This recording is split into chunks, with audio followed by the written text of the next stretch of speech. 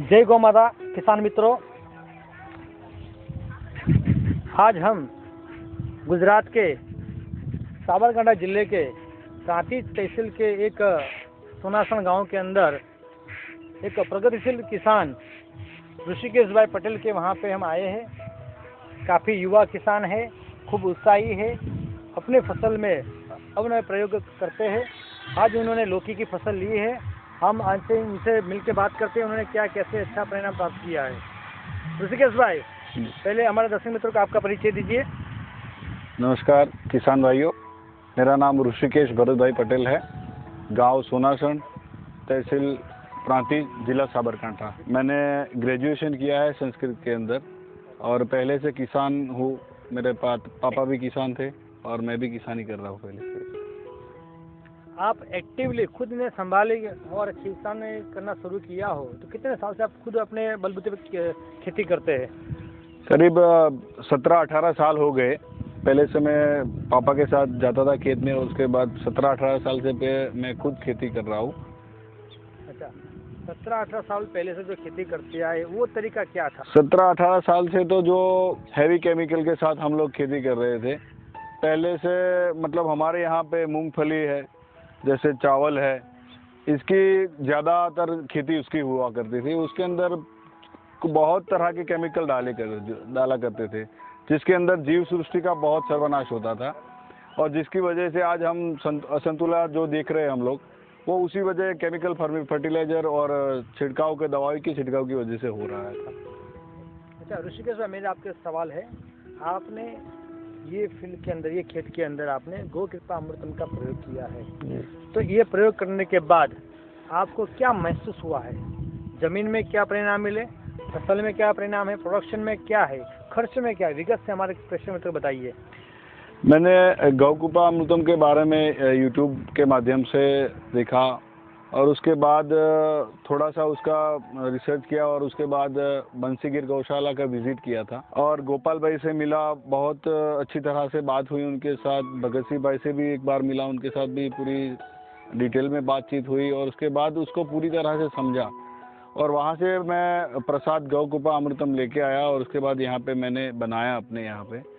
तो मैंने पूरे 16 बीघा में करीब 9 एकड़ में मैंने लौकी लगाई है और उसके अंदर कंट्रोल प्लॉट की तरह मैंने 2 वाल है जो करीबन 2.25 बीघा या 2.5 बीघा के आसपास है यहाँ पे, मतलब 1.5 एकड़ के आसपास। उसके अंदर मैंने बैक्टीरिया ही लगाया और 1 एकड़ के अंदर 1000 लीटर एक साथ पहले ही छोड़ दिया था। जैसे उसका छोटा सा मतलब पौधा छोटा था उसी टाइम मैंने छोड़ दिया। तो उसके बाद बाजू का जो खेत था, जो मतलब जो वाल अलग थे, उसके अंदर मैंने केमिकल फर्टिलाइजर लगाया। पूरा जो प्रोसेस था वो केमिकल था। तो उसके अंदर और बैक्टीरिया के अंदर 4-5 दिन 6 दिन के अंदर ही उसका प्रभाव दिखने लगा कि इसका ग्रोथ बढ़ने लगा। अलग तरीके से उसके जो पान थे, मतलब जो पौधे, उसकी चमक दिखने लगी, उसका ग्रोथ अलग दिखने लगा। और उससे ज़्यादा मुझे हैरानी तब हुई कि इस फील्ड के अंदर मैंने पहले आलू लगाए थे, तो आलू के अंदर निमेटोड का रोग आया था। जबकि आपको मैं दिखा पा रहा हूँ यहाँ पे कि यहाँ पे इस एरिया पे निमेटोड था। यहाँ से हमने बैक्टीरिया, इस खेत के अंदर बैक्टीरिया नहीं है और केमिकल रेगुलर फार्मिंग हुई है, तो यहाँ पे बैक्टीरिया मतलब यहाँ पे केमिकल फार्मिंग की वजह से निमेटोड का इश्यू है और इसका ग्रोथ नहीं हो रहा है। हमने इसके मूल देखे, इसके अंदर गांठें लगी हुई है। ये पूरा एक साथ हमने लगाया हुआ है फार्म, खेती यहाँ पे एक साथ लगी हुई है, लेकिन यहाँ पे बैक्टीरिया की वजह से निमेटोड कंट्रोल हो चुका है और इसका ग्रोथ हुआ है और बढ़िया तरीके से ये पूरा खेत दिख रहा है। और ग्रोथ होने के बाद उसका जो प्रोडक्शन हो रहा है वो बहुत बढ़िया, उसकी चमक अच्छी है। आज चमक इसकी जब हम लौकी आज निकाल भी रहे हैं तो इसकी चमक भी बहुत बढ़िया है और इसका प्रोडक्शन भी अच्छा है। यहाँ पे जो लोग काम करने वाले वो भी बोल रहे हैं, किसे हमारे जो मजदूर लोग काम करते हैं, जो निकालते हैं, तो उन्हें पता नहीं था कि यहाँ पे हमने बैक्टीरिया लगाया था, लेकिन वो खुद बोल रहे हैं कि यहाँ के जो प्रोडक्शन है उसका चमक अलग है और इसका पैदावार इस तरफ से ज़्यादा आ रहा है। और जबकि केमिकल वाला जो है एरिया है वहाँ पे पैदावार कम है और रेगुलर जो फार्मिंग है उस तरह से चमक है। ऋषिकेश भाई जी। अभी किसान मित्रों को काफी पेस्टिसाइड उपयोग करना पड़ता है, हम्म। नेमाटोड की काफी समस्या आती है, जी। तो आपके यहाँ कोई समस्या ऐसी आई है क्या? अब से इस अभी लौकी के खेत से पहले हमने आलू लगाए थे, तो यहाँ पे निमेटोड का थोड़ा इश्यू था, उसकी वजह से आलू खराब हुए थे। और यहाँ पे आज भी निमेटोड का इश्यू है, लेकिन हमने यहाँ पे जो बैक्टीरिया के साथ हमारे गौकृपा अमृतम के साथ जो खेती की है, उसके अंदर हमें बहुत अच्छा परिणाम मिला है। निमेटोड का आश्चर्यजनक रूप से कंट्रोल हुआ है। और जहाँ पे हमने केमिकल फार्मिंग की है, वहाँ पे आज भी उसका निमेटोड के कारण इसका ग्रोथ अटका हुआ है, बढ़ नहीं रहे हैं। और अलग से वो खेत पूरा दिख रहा है कि जहाँ पे निमेटोड के कारण उसका विकास अटका हुआ है। कि ये जो यहाँ पे निमेटोड के कारण इसका जो वृद्धि है वो उसका कुंठित हो चुका है। यहाँ पे ये बढ़ नहीं रहा है। ये पूरी रो ऐसी है कि जहाँ पे निमेटोड, ये पूरा एरिया जाके निमेटोड के कारण इसका ग्रोथ नहीं हो पा रहा है। और इसी बगल में जहाँ पे हमने केमिकल की जगह बैक्टीरिया की तरह से बैक्टीरिया का इस्तेमाल किया है, एक ही खेत है, लेकिन यहाँ पे पूरे खेत में देखिए साइड में हर जगह पे यहाँ पे अच्छी तरह से ग्रोथ हुई है। और इसकी बेलें लगी हुई है यहाँ पे, देखिए आप अच्छी तरह से। वरना ये एक ही एरिया है जहाँ पे आलू के अंदर हमें नेमाटोड मिला था, और यहाँ पे बहुत अच्छा ग्रोथ है। मैंने बैक्टीरिया स्प्रे करने के लिए हमने 15 लीटर का पंप है, उसके अंदर 2 लीटर बैक्टीरिया लिए हैं और 13 लीटर पानी लिया है, और उसको हर सप्ताह में एक बार स्प्रे कर पा रहे हैं। हम वैसे तो 4 दिन पे करना चाहते थे, लेकिन हो नहीं पा रहा था, लेकिन हर सप्ताह में हम स्प्रे कर रहे हैं। अच्छा ऋषिकेश भाई जी। अभी इसमें हम सलाह देते सभी किसान मित्रों को कि आपके घर पे गौमाता रखकर इसका गोबर गोमूत्र को कंपोस्ट खाद बनाकर इसमें देना है, क्या आपने दिया था क्या?